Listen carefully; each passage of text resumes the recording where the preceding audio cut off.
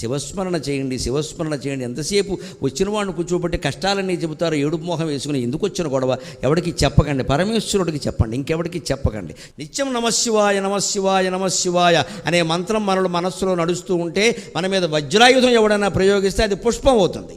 అగ్ని మంచగు, ఒకవేళ అగ్ని ప్రమాదంలోనే మనం చిక్కుపడవలసి వస్తే అది మంచుగా చల్లగా మారిపోతుంది.